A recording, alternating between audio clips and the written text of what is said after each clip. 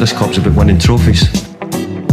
I'm inexperienced in a lot of those things. 3-0. Can you believe it?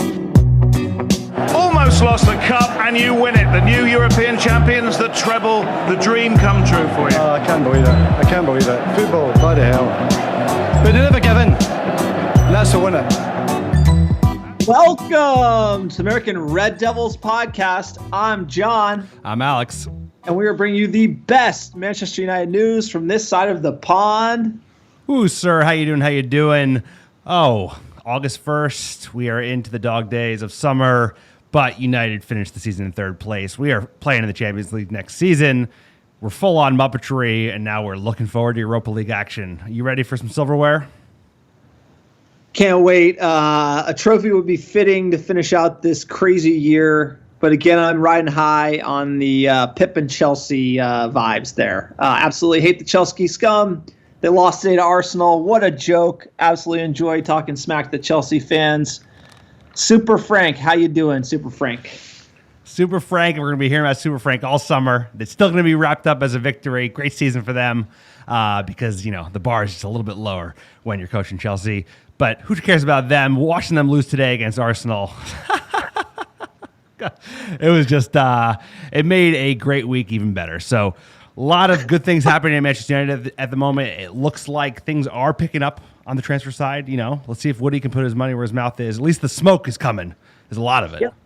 Yeah, nice rest for the players, rest for the pod, sir. It's been a good week. We were podding 3 times a week. It's nice to kind of kick back, relax. Scotty McTominay, saw an Instagram story of him up in the club. Don't know where that was. Hopefully COVID wasn't there. A lot of United players getting out and about for a week, maybe a little more before this last tie. Maybe Ole's playing the kids. What do you think?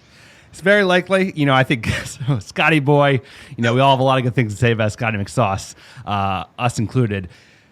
Probably don't want to be clubbing publicly, you know, having that video. He looked a little faded too, which, like, why not have a good time? It looked like he was having a good time. It looked like he was having a good time, but it's, yeah, whatever. Let's get back to it. I'm glad the boys are enjoying themselves. They deserve it. They deserve a week off. I think we saw them rolling up to Carrington today to get ready for this game on Wednesday, but I would imagine he's going to play the kids. Might as well. There's also some other guys that are looking for some minutes, you know, and the McTominays, the Freds, the Dan James, the Igalas of the world. So it's probably their time to shine, you would think. Absolutely. I think extended rest for a lot of players is needed. Bruno's one. I don't want to see him play against Lask. I think Ole will send out sort of, I'm going to say B-plus team here. Excited for the game, and I'm more excited to see the players just play. You know, the pressure's off. We got third. We got Champions League. Now just go out there, do the business, get a trophy. I mean, the tournament format, unbelievable. You're looking at the bracket. It's like March Madness. This format I absolutely love. It's going to be great. You know, I think it's awesome that we don't have a big game on Wednesday. The fact that Lask is basically in the bag. We have a 5-0 lead going into this. It allows Ole to not even, like you said, play any of the players that were integral in the last push in the Premier League. So I think he's got to play a whole 11. Even Maguire, he shouldn't touch the field, right? He should play somebody else because we shouldn't be leaking 5 goals to this last side. So it's going to be a fun tournament, right? Like you said, we have Champions League locked up. It takes the pressure off of us. You could tell the players are excited. And now it's just a piece of silverware to kind of, you know, add to the season. It will go from a B to maybe a B plus or an A minus kind of season if we can add a piece of silverware. And then obviously the business part of the summer is what we all care about, is the ins and the outs. It's going to be a busy summer for United. It has to be. Yeah, like you said, transfer window open Monday. We'll get to the Muppetry a little later. But first, quick PSA for the podcast.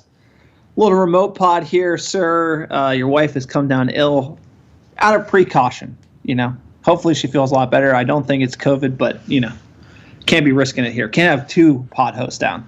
We can. Abundance of caution, you know. So if we're doing it remote, hopefully by the time we batter Lask on Wednesday, we'll be back in the bunker together, just chopping wood like we always do. So American Red Devils, podcast never sleeps. And here we are, Saturday, August 1st, baby. I'll tell you what, I've been seeing a little tangent, watching sports here in the States. NBA's back. Baseball, everyone's got COVID. So, I mean, shout out to the FA, English Premier League, everyone in charge here, and Manchester United as well. No crazy COVID tests, nothing. We haven't heard anything about it since it's been back, and that's what you want to hear. So I'm hopefully Europa League. They're doing it in Germany, kind of a closed situation there. So hopefully we won't hear about it. But again, big contrast to American sports. They've had so many issues, especially this week. Yeah. We don't want to get into that too much, but you're absolutely right. We were all, some of us were worried that other shoe was going to drop, and then, what would happen if there was a spike and the season had to be canceled in the middle of the restart. But thankfully, we wrapped up the 1920 season, and, knock on wood, it looks like there'll be no issues with getting the European tournaments out of the way in August, and then, the domestic league start again in end of September. So hats off to them. September 12th, not end of September. Holy shit. I thought we got an extra. Didn't they say that any clubs that are involved in European competitions would get at least 3 weeks off? Yes. United might get an extra Wolves, week. right? Any other teams that could potentially go to the Champions League final, which probably aren't a long list from England this year. I don't know how they would do that. Maybe they can give us an extra week or two. I did hear that, so you are correct. But they are kicking off early. Community Shields get kick off before that. Obviously, we're not playing in it. But yeah, quick PSA for the podcast. We have our end of season survey up. If you're looking for that, you can find it on Twitter, Facebook, all of our social media. We should be putting that on our website as well. We're going to be giving away a Manchester United 2020-21 jersey, player and size of your choice. All you got to do is fill out the survey. We do this at the end of every season. You guys give us great feedback. We really appreciate it. Please don't pull any punches. We're always looking to get better. This little ragtag podcast, always looking to improve. Quite a crew. We could get better. We try to get better every day. We set high standards for ourselves, and we want to improve, but we appreciate the feedback that all the fans have provided, because we do listen to it and we do try to improve. And thanks for supporting us, because the future is bright as a Manchester United fan, as an American Red Devil fan. So I'm very excited. Very excited. We're kicking on. We got to get some business done this summer. Eddie, it's all on Eddie now, right? Yeah, so check out the survey, fill it out. Again, your feedback goes a long way. We absolutely love this. Pod is for fans, by fans. We do it for the love of the game, sir. Check out our blog and our merch. We're going to be putting up a lot of new merch here in the 2020-21 season. We're preparing for that. And you're running the blog, absolutely killing it. We're covering all the transfer muppetry. We only have one American Red Devils scarf from this season left, so if you want it, snatch it up. I think it's only $14, sir. Correct me if I'm wrong. Great deal on that scarf. Great deal on all the merch, and we're going to be getting more of it, and we're looking at all kinds of stuff. So shout out to John. He's doing great work there. The blog, we appreciate everybody who's been contributing and checking it out and writing those reviews. We are still doing sticker giveaways. If you write hopefully a good review on iTunes and you email it to americanreddevils@gmail.com with your address, we will ship you some stickers because that's how important it is to us. It drives a lot of traffic, gets our name out there, and we appreciate it. So whatever you can do to help, we're all about it. All right, let's jump into the next match. That is right, Manchester United versus Lask. So many memories of the 5-0 drubbing away in Lask. The first game with no fans, the pandemic, everything was going crazy. If you remember, it's so long ago now that we're officially in August, but you and me had tickets to Spurs. We were literally going to fly out like in 2 days after that match. Everything kind of fell apart from there. The suddenness of everything shutting down. So it's going to be kind of weird to see these two teams play, given everything that's transpired since. It is, because that game was such a marked game, right? It was the last game before they shut everything down, and it was obviously the first one with no fans for us. So it was just kind of this beginning of this new normal. It'll be good. It'll be good for some of the players that haven't gotten a chance to really get any minutes in the restart to get an impression, get some time out there. And it's nice the fact that we don't have to rush a lot of our key guys back because they are tired. You don't want to have to play a Pogba, Maguire, a Bruno, or even a Greenwood. But they will feature probably later on in the tournament. I could also see Lask, it's this a tricky balance, right? Because you got to put out a weak squad, but not too weak. Hopefully we'll see Luke Shaw. Hopefully Shaw's back. That'd be a good warm-up game for him. He's been out for, I want to say, 2 weeks.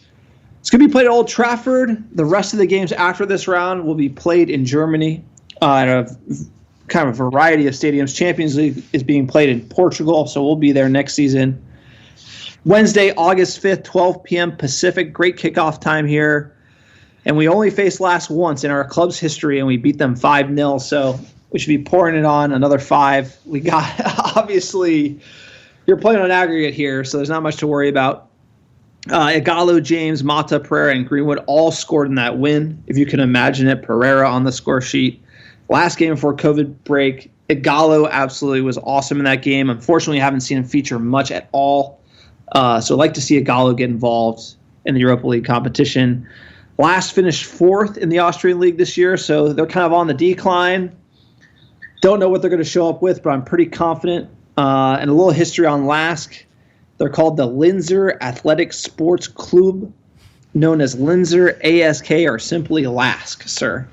It's an Austrian association football club from the Austrian state capital Linz and is the oldest football club in that region and plays in the Austrian football Bundesliga, top tier of Austrian football. Amazingly, I have seen the Austrian national team play Sweden of all teams in the European Cup qualifiers, Zlatan, back in the day. So Austrians are pretty good at football, but, this is kind of a, not the best side that they got. The club's colors are black and white. They have the stripes, and Lask was founded in 1908.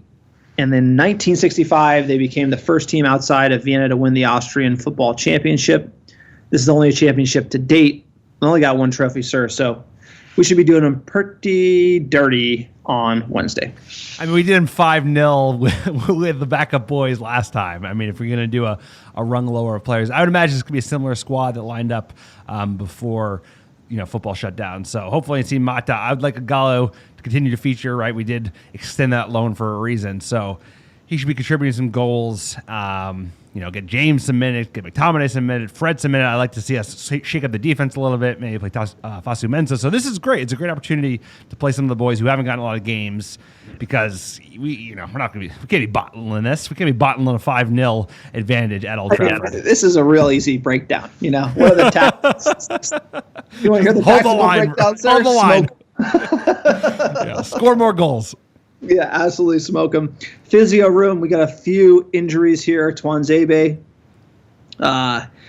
Basically, Ole, last comment is we weren't going to see him until September, so I don't think he's going to be traveling. Luke Shaw. Ole says he's going to be out until next season. Interesting. So maybe my comment earlier on maybe we'll see Luke Shaw. I guess not.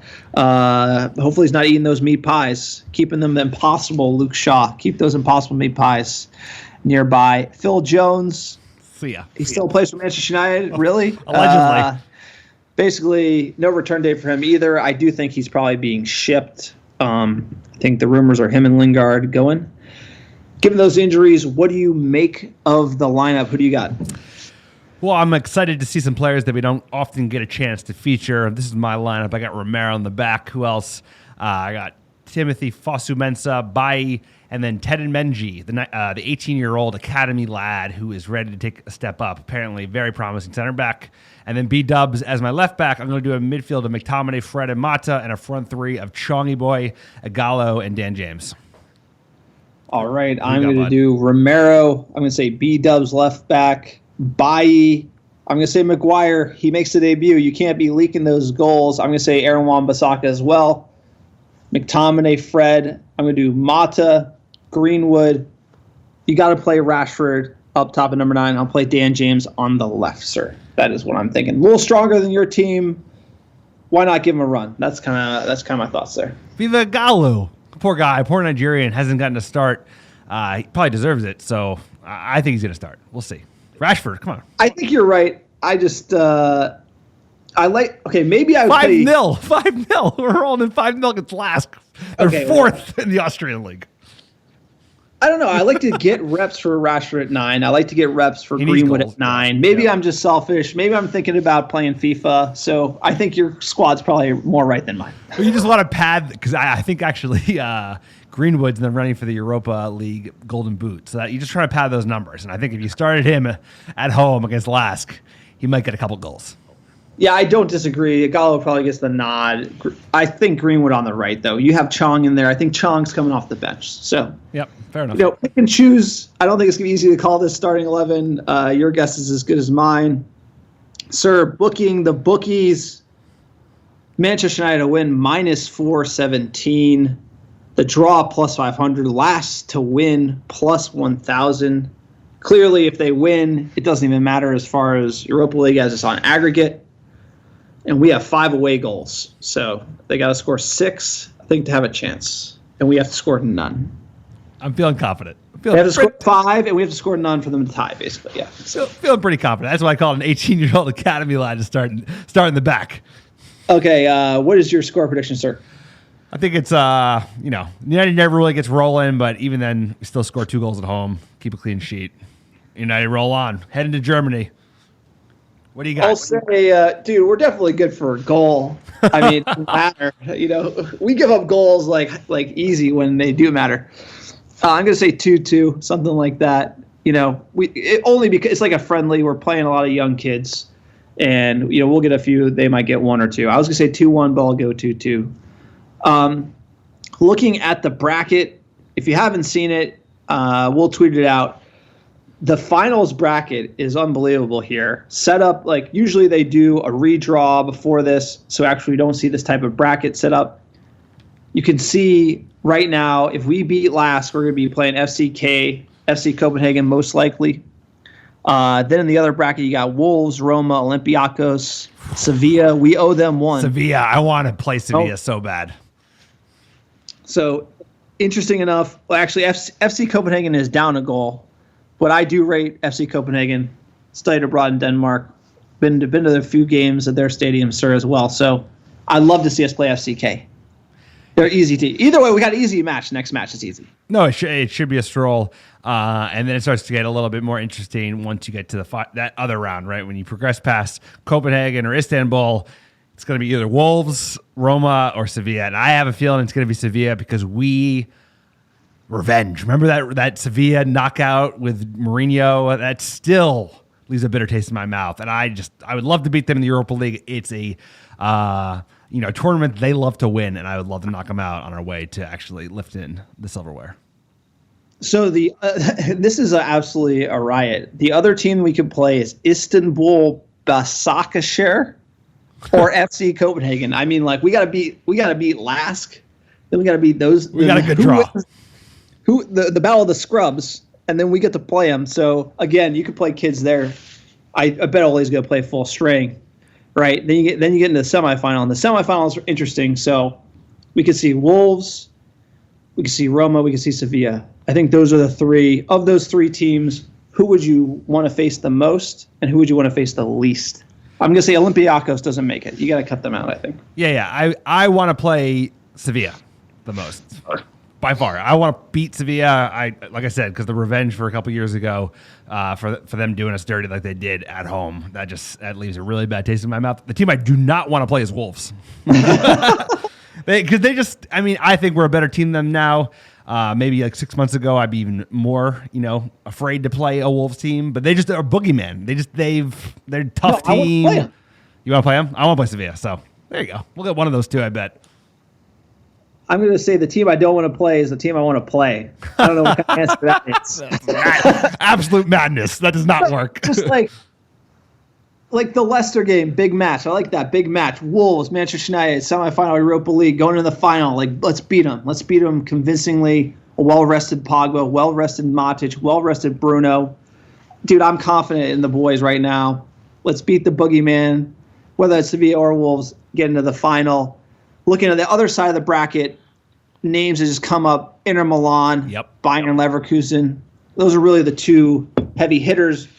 But the good part is they're both in the same bracket, so they're going to be facing each other early. So one of them will be eliminated.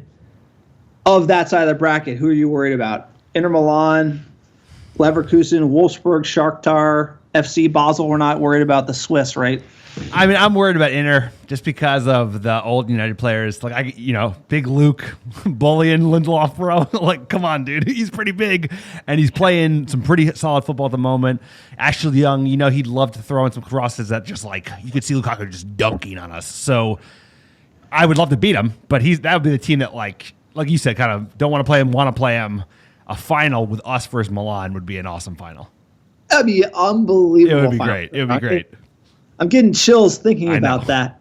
And it's like we always say, what is it? Football written in the stars. Like it was written in the stars, 38 matches, last match, us versus Leicester City, winner goes in. And I have a feeling here, it's written in the stars, Inter Milan, Manchester United final. The Manchester United rejects Sanchez, Young, Lukaku versus us. Or we bottle it in the semi. I don't know. we bottle against FC Copenhagen. If you look at the outright odds, Manchester United, we are heavy favorites to win at plus 188. Inter Milan, next favorite. So again, if we end up in the final there, it's not a surprise, plus 450. Leverkusen, plus 650. Wolves, plus 700. Sevilla, plus 800. Those are the top 5. So again, we're going to play Wolves or Sevilla, and Inter Milan and Leverkusen are going to play in the next round. So it's going to be exciting. I think it's going to be more fun. Instead of watching Chelsea and Leicester race for top 4, I'm going to be watching all the different Europa League fixtures. I think that would be an absolute riot.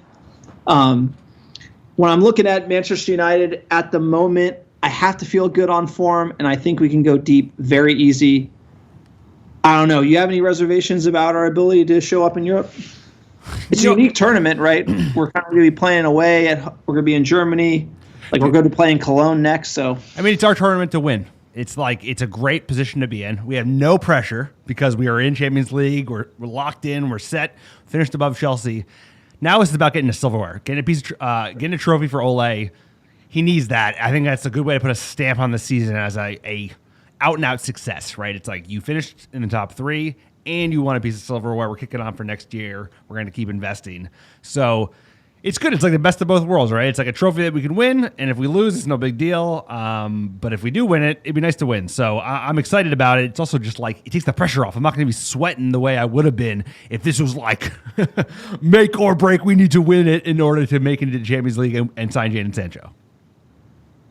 Absolutely. And if you remember, if you win this, you play the winner of the Champions League for the UEFA Super Cup trophy.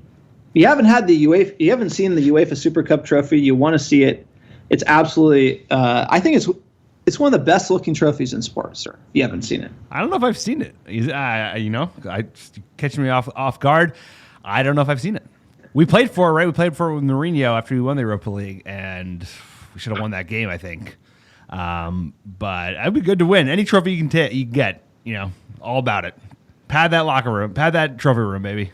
Manchester United, we won it in 1991.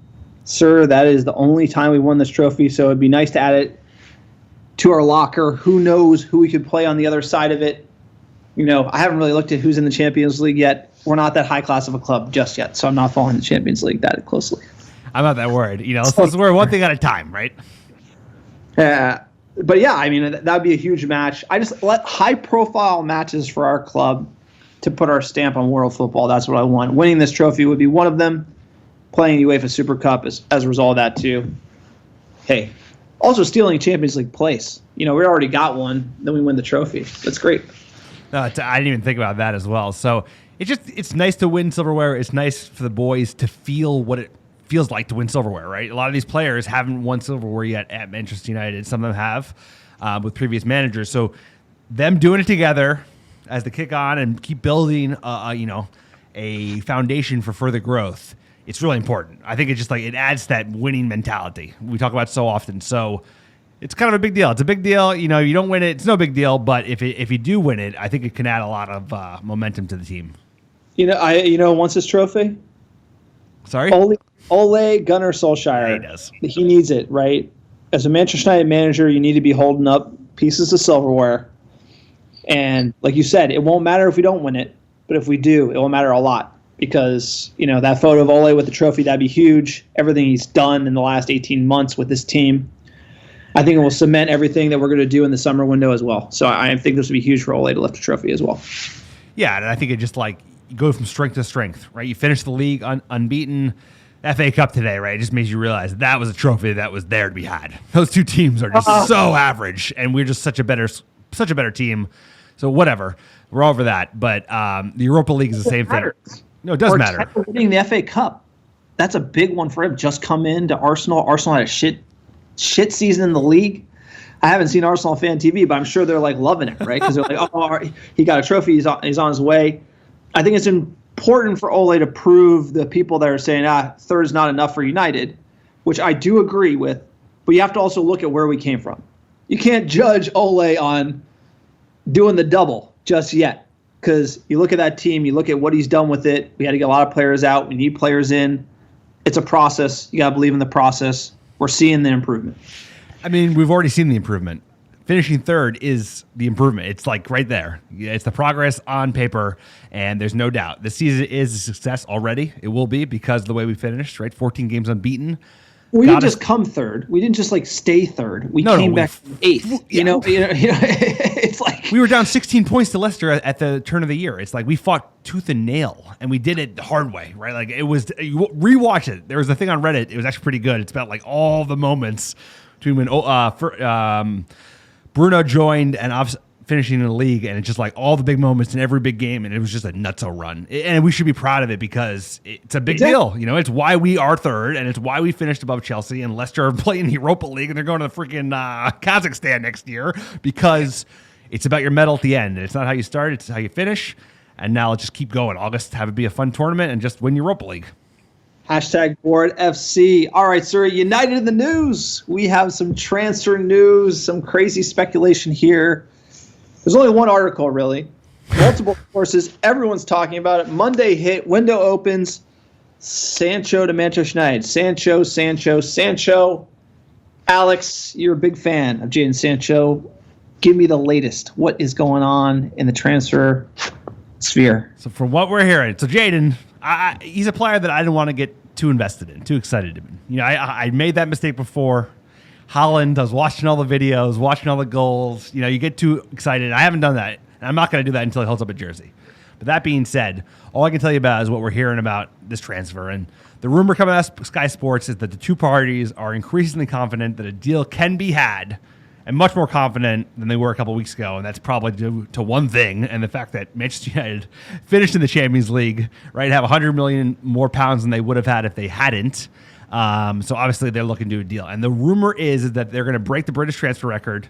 It's going to be 120 million euros, which is 108 pounds roughly. So that just like beats the Coutinho record, of which 60 would be up front, 40 would be overtime, and then 20 would be as an add-on. So that's the rumor. Those numbers could move a lot, but that's like what people are saying. It could be complete bollocks, but hey, this is Muppetry season, sir. That's all I got. So you know why it isn't bollocks? Because you got numbers. Because based on my math, as far as cash in, cash out, and what Manchester United has on their balance sheet, this is the deal they could afford. Yep. And it makes the most sense. Yep.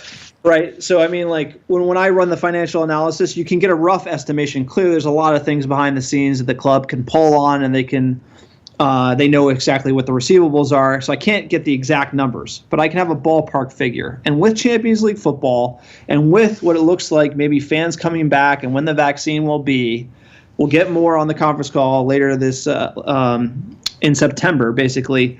But Manchester United probably can get 60 million up front, especially considering they're going to sell 6 players, and then structure the 40 to 50 overtime, right? And that exactly will work for Manchester United. The biggest risk I had, the biggest risk over this transfer was, would Dortmund take that structured deal for one of the big primo targets in European football? Pre-COVID, probably not. In COVID, I think they take it because this is a big sum of money for them. They're guaranteed upwards of 100 million. It's a record signing. They got Sancho. How many years he played Dortmund? 2? I'm going to say 3. 2 or 3. I think it's 3. I think he joined 17. Made a ton of money on him. Made almost 100 million. It's a great deal for Dortmund. Great deal for United. They're not completely stealing us. Not completely pipping us. No, it's a fair fee. And I hate to say it feels credible because it makes sense given where the club is at the moment, right? Like it just kind of feels like it makes sense. And I agree with what you said. This deal would not be had if it's going to play out this way pre-COVID. But the fact is, like, they'll take 60 million up front, even if it's euro or pound, with an obligation to pay another 40, because A, it's going to set the transfer record for them, and it just like guarantees a big fee, right? They paid nothing for Sancho. So getting 100 million pounds in this environment ain't bad, and it's good for United as well, because I think at this price he's a deal. I mean, if he's half as good as everyone keeps saying he is, it's a deal. He's really good. Is he how good? I mean, people think he's pretty good. He's and you're right. Like Also, something that adds credibility to rumor: Memphis Depay to Dortmund. Yep. That's been popping off hard. The rapper who also plays football, Memphis Depay, sir. You know him. You were a big fan. Yeah, huge He fan. famously bet he would score 17 goals. I think he got 3. 10. And It was 10, and he he went way under 10. 17 goals. Yeah, right. Either way, he's going to Dortmund. That is the rumor as well. So you're getting rumors of the deal doing after. If Eddie's smart, they have this ready to go probably in a week. They need to be doing deals early so he can be opportunistic throughout the window. Too many times does Ed Woodward string it along and leave it late, and you can never do a good deal late. It's very difficult to do, especially if you're Manchester United. I thought Ed Woodward would have learned that from the Fellaini and Mata signings years ago. He hasn't learned to get your business done early, and then you can be opportunistic. Because when people know you need something, they absolutely murder you. Like Harry Maguire. Like, He hasn't learned shit, bro. He learned in January. He left that to the last minute. I don't care as long as we get this deal done. So this is the most important signing of the window for Manchester United. I think we can all agree on that, right? He's like the marquee player. We're throwing out a marker, right? This is like Pogba 2.0. We're making a big investment in this guy because we think he's the real deal, which he's already proved to be in Germany. So if he, knock on wood, can keep that up, he's going to be worth every penny. The deal getting done early, I don't know, man. I think they have to because didn't they set some kind of crazy dedeadline? Like Dortmund said it has to be done by August 10th or the deal will not be done this year. So maybe that will get them to move their ass because they usually don't. So just because the Sancho deal, this is just like the deal. We'll get into a few other rumors, but what do you make of this tactically? If you look at United now, how he finished the year, obviously Sancho, we've been linked for almost, even more than 12 months. We all like him, plays for England. He's got the connection with Rashford, formerly Jesse. Do we really need to spend $100 million for a right winger? Clearly, he's great. He's unbelievable. But is that the position that we need to just drop $100 million on right now? Yes. That's the move. It's not even because we need that position specifically, which we do, because we've been looking for a right winger for years, right? And we haven't had it, and we've been underserved in that department. But Mason Greenwood. Mason Greenwood is going to be a number 9. You're going to put him in the box. He would be. You want him as close to the box as possible because he's such a good finisher. You want to buy Sancho not only because you need a right winger, but because he is from what we've been told and what I've seen, he's a generational talent that if you can get for $100 million at 20 years old is a steal, and you can play him for a decade, right? So it's if he works out, it pays off. You're Manchester United, you always need options, and I like what they're building, right? You'd have an elite front four that's all under the age of 24 years old. Martial's 24, Rashford's 22. Sancho's 20 and Greenwood's 18. It's you would have one of the most formidable attacks in the world, and they would all be youths, young kids. So that's what you're building because you're building a foundation for success for a decade, which is how we used to do, bro. We used to do back in the day before the Glazers showed up is that we would buy Wayne Rooney even though we had Ruud van Nistelrooy, right? It's you buy those players because you just keep chipping up because the best clubs in the world never stop investing. I think that's exactly right. And it's just one of these opportunities that's come along. City doesn't want him because he left there. He's available, top English talent, young, like you said. We do need right wing, definitely a hefty fee. So, I do like Sancho. Looking at the rest of the team, center back, we need some competition there for Lindelof. Lindelof and Maguire, they're good.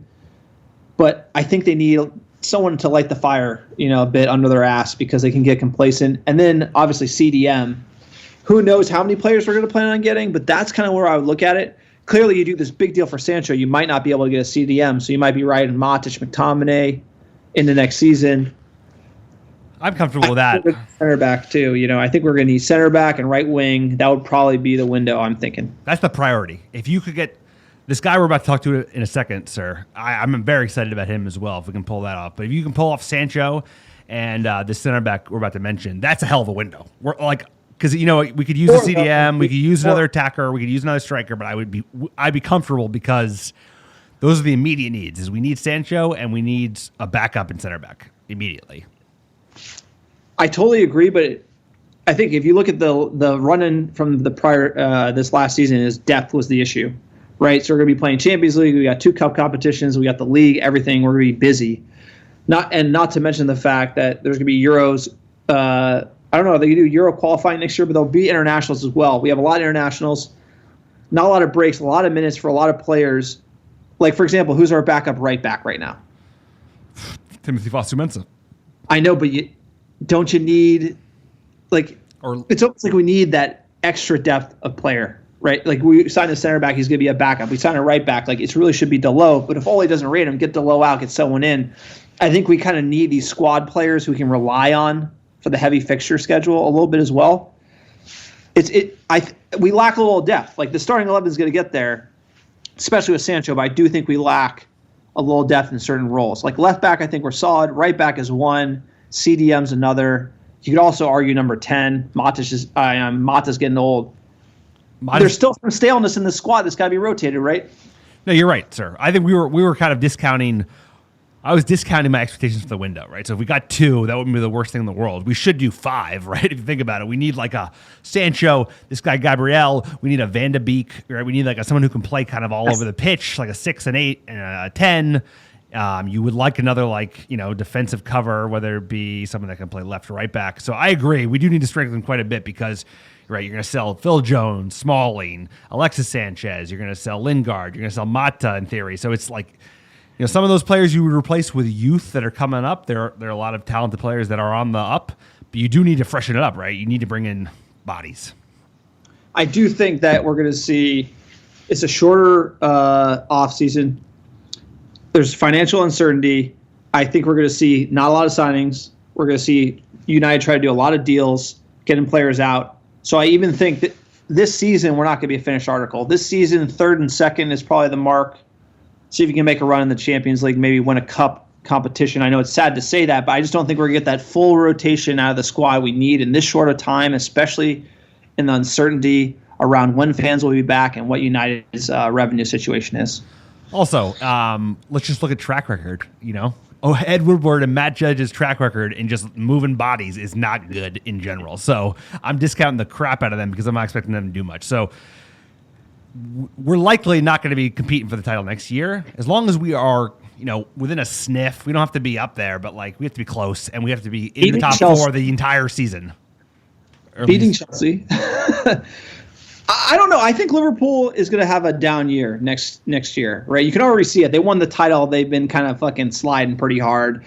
Jordan Henderson, I mean, come on. That's an absolute joke. City is a way better team. I honestly think City's a way better team. Our front 3 scored more goals. I think they have American owners. They're cashing in. I don't think they're doing enough in the window. I think you're going to see Liverpool go down. I think it's going to be we might be able to pip. It just depends how good we come out. Paul Pogba, sir. Got to get the Pogba deal done. We haven't talked about that. We got to re-sign Paul P., have him come out fit and firing. United can compete for a title. We could compete for a title. I'm not ruling it out. No, they could. I mean, you're right, because Liverpool, you can already see. It's like we've seen that happen before, right? You have a team that's so good. All you have to do is keep investing in it, and they won't buy anyone, right? So they passed on Werner.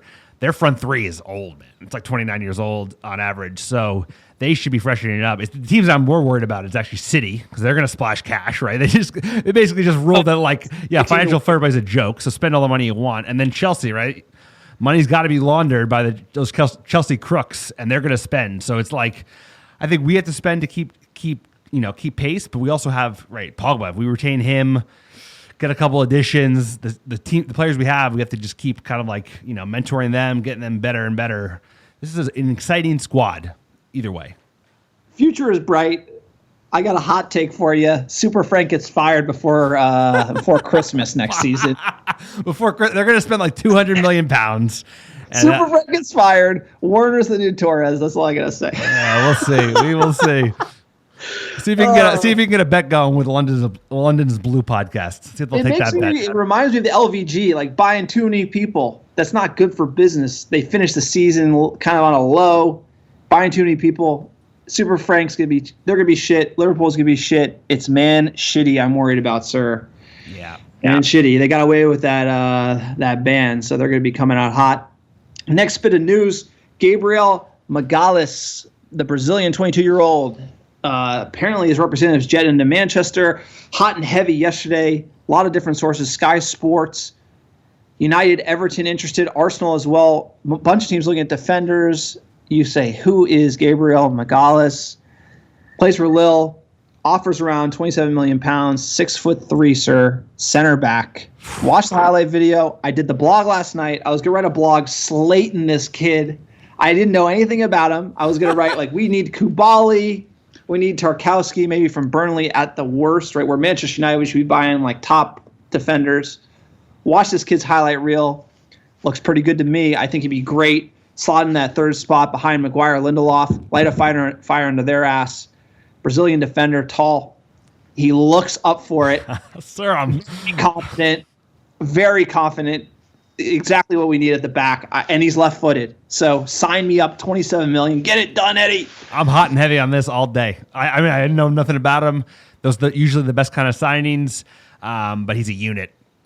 Athletic. He's kind of like 2.0 of Bailly, but Brazilian. So that even sounds even more exciting. This is the type of transfer we should be making, right? You pay 100 million for a Sancho. I think you pay 30 for a center back in France. This seems exactly what we should be doing. And if it's not Gabriel, I think there's another French young player from Monaco who's 20 that we're also looking at. And I like that. I mean, I like taking a punt on a Bailly, on a Lindelof, on a Gabriel. So I have no problem with this strategy. Well, the issue is Phil Jones made of glass, right? He's injured all the time, right? He's basically Lee Grant, just taking those wages. And then Bailly, he has a bad injury record. Players have bad injury records, and you can't, like, Maguire played every single game. You don't think he was injured? You don't think he was concussed? You don't think he was beat up? Maguire is just reliable. You can always have him play. You need center backs. Center backs need to be made of something else. And you got to find someone who's like that, because Bailly and Jones, as much as I love Bailly, consistency and health is one of the top priorities for center backs. Like, look at Sergio Ramos, plays like pretty much every game, right? Those are the great center backs. And you know what? That's what makes Maguire. Even though we slate him for probably being overpriced, he's still a very solid to arguably great center back because he doesn't miss a game. I mean, the fact that he hasn't missed a game is another reason why we finished the way we did, because he was a rock. He still makes his mistakes, but he's a beast, and I think we just need a little shoring up. We need some competition. This is the kind of competition you would love to see, is like a beast Brazilian coming from France. See if we can use the El Pastor connection. Let's get him in. He sounds like our kind of player.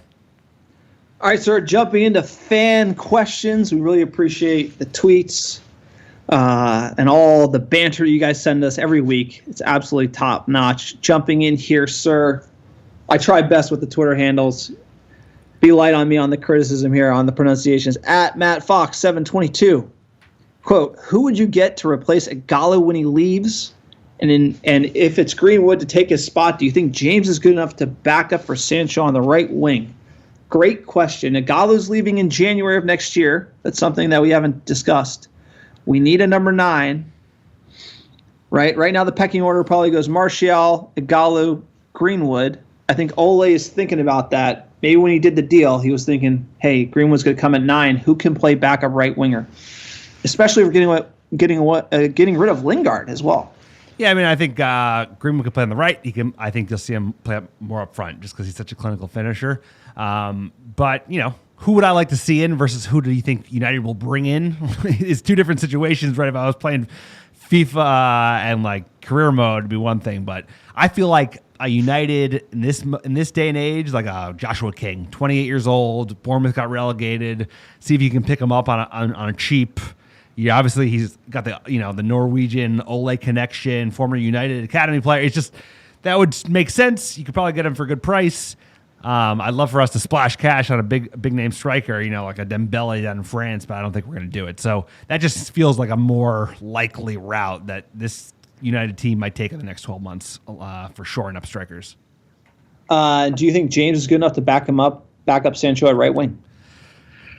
I think he'll get better and better. He's a young lad as well. He's only 22, so either him or if it's Greenwood, we need options, right? And the ability to even have like a Sancho that doesn't have to start every game, or Rashford doesn't have to start every game. Martial, it's just you want to be able to have that depth that the Manchester United teams that have gone and won the best of the best and multiple trophies in a season have had multiple strikers, lots of attackers. You just need to have options because that's what the best teams have. I think we're going to see a lot of Dan James in the Europa League as well. I think he's got to be able to play on the right. I think he's got to be able to play on the left. Dan James, he's a squad player. We've seen him play on both sides for Manchester United. I think he probably is good enough to back up Sancho at right wing, assuming Greenwood isn't the bang-on number 9, and we can, do Greenwood, James. It's one of those things where if you're trying to rest Greenwood, then it's James. But if you're trying to, I think James would come on for Greenwood if Sancho needed a break.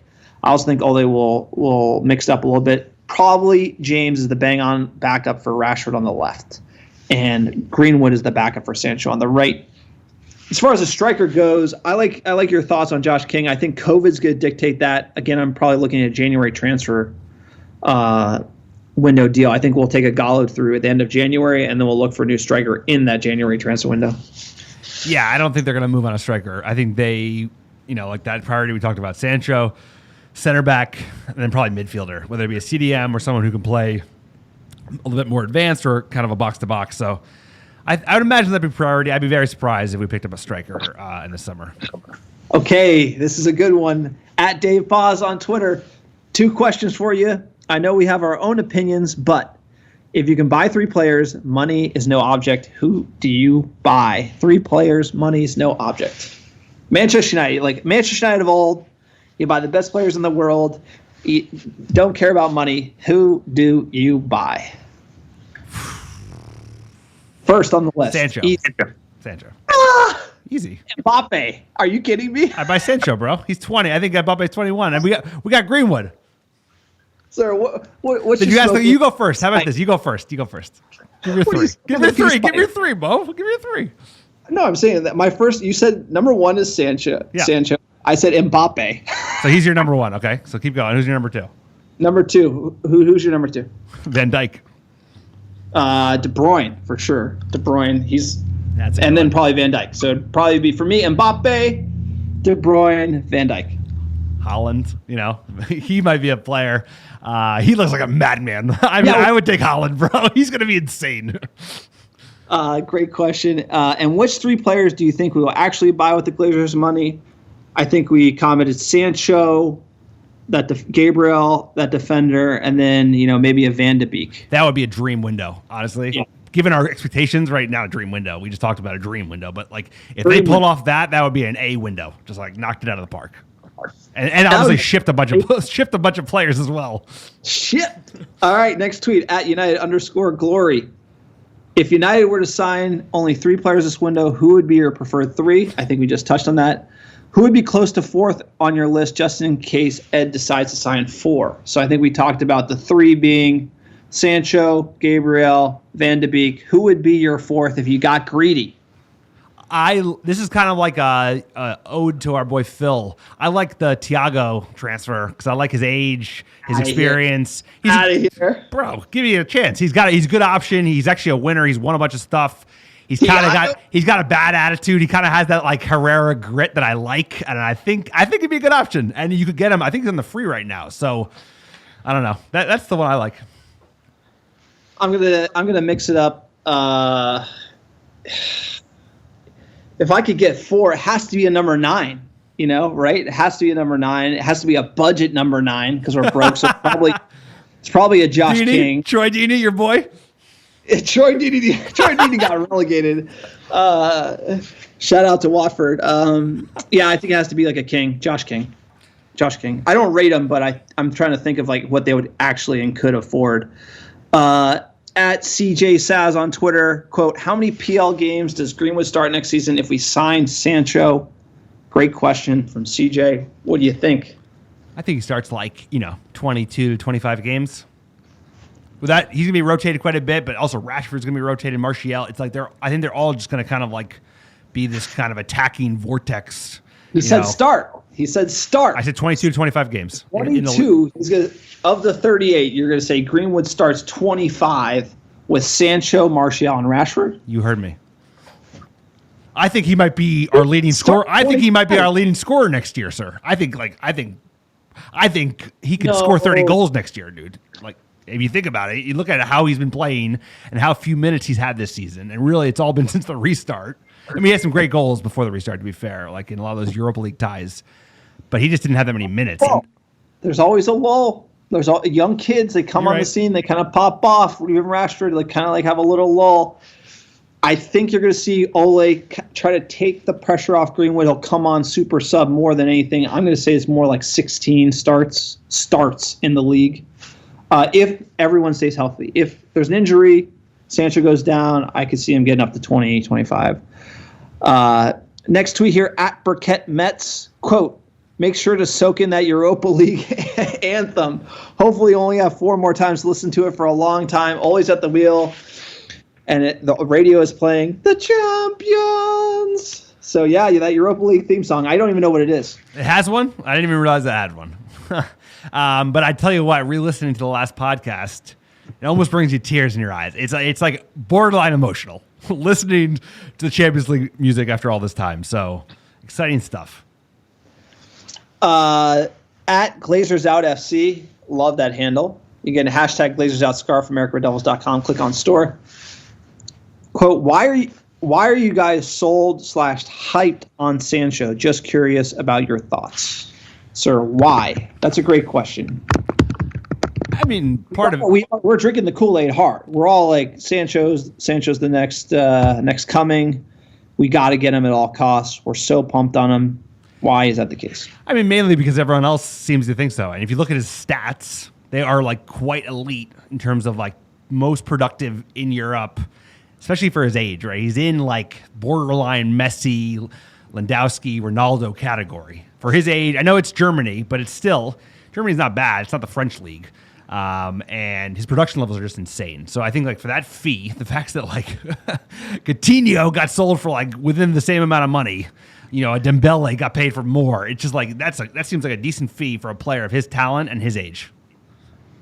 Okay, I got Sancho's transfer market profile here. Playing for Dortmund in the Bundesliga, sir. 32 games, 17 goals. Yeah. 17 assists. Yeah, dude. 135 minutes per goal. Marcus Rashford's up at 156. Yeah. Rashford 17 goals, 8 assists in the Premier League. Jadon Sancho on the wing. I mean, the thing about him that I'm most excited about, you watch the highlight videos, I've tweeted them out, the assists, his vision coming off the right. He's got the finish, he's got the pass.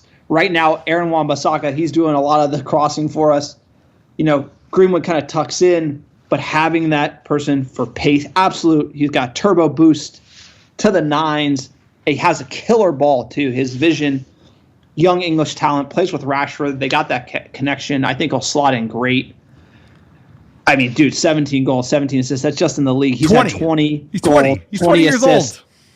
across all competitions. Jadon Sancho, hold up the jersey. Sign him, Eddie. 7. Your new number 7. I mean, and also, can't you Yeah. you watch him play and you're like, I could see him linking up with Martial, Rashford, Bruno, like all day. It's just like, that's a team that just makes sense. And I think Solskjaer knows that if you get it right, it could be something special. So he's like, they're prioritizing this. I think we're somehow in pole position and somehow no one else is fighting for this player, but he is a special player from what you see him. And if he can stay injury free and he has the right head, that's the big one, right? Is his head right? When he comes here, what kind of player is he? What motivates him? And we're going to find that out. But you never know about that, but he seems to have everything else. He has the stats. They're ridiculous.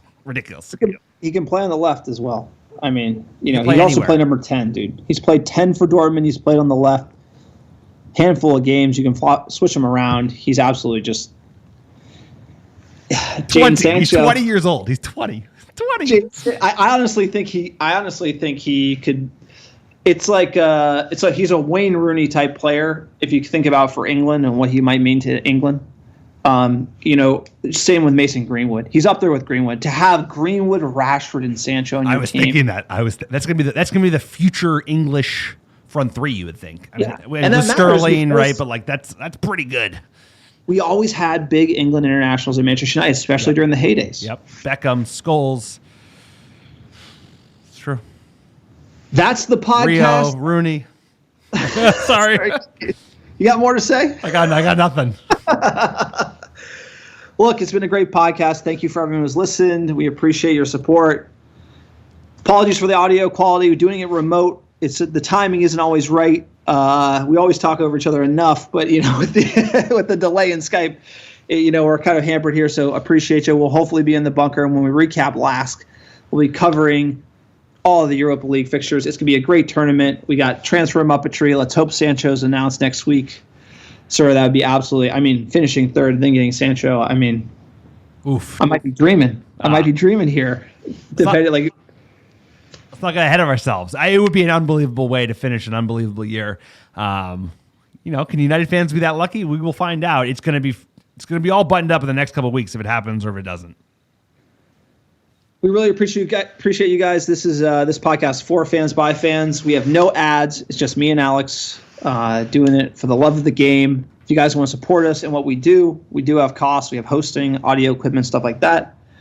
Goes a long way if you want to grab some merch in our store. If you don't want to part with some hard-earned cash, drop a review on iTunes. It goes a long way, helping us get found organically. Sir, we got some downloads, record downloads this month. It's in July for the podcast. We really want to say thank you to everyone who's downloaded and listened. You guys are awesome. Pod's come a long way, sir. From the doldrums in April with no games, streaming classic matches to now kicking on. Absolutely love it. Give us our top downloads last 7 days. You got it, sir. Number 1, how you doing? North Hollywood, California. Number 2, Brentwood, Tennessee. Number 3, El Tráfico, Los Angeles, California. Number 4, Chicago, Illinois. Number 5, Oslo, Norway. Number 6, Jackson, Tennessee. Wandsworth, United Kingdom. Manchester, Connecticut. Not Manchester, UK. Hotlanta, Georgia. And last but not least, Hackensack, New Jersey. Thank you for all the downloads. Thank you for all the listens. Jersey, the future is bright. Manchester United, the future is bright. We got Europa League. Let's add it to the trophy cabinet. Let's get some signings in, and let's kick on from there. Sir, Champions League football, how good does it feel? Always at the wheel.